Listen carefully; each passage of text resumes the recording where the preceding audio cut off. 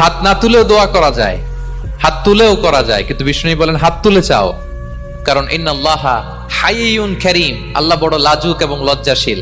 বান্দা যখন হাত তুলে ভিক্ষুকের মতো কিছু চায়, ওই হাত খালি হাতে ফিরিয়ে দিতে আল্লাহ লজ্জা লাগে, খালি হাতে ফিরিয়ে দিতে আল্লাহ লজ্জা পান।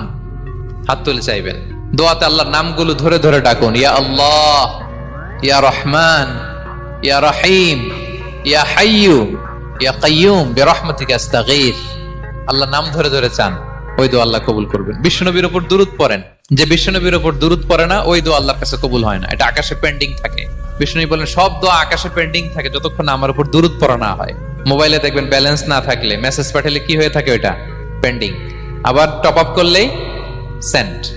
তা আপনি যে বলেন হুজুর আমার দোয়া কবুল হয় না, কেন হয় না বুঝছেন এবার?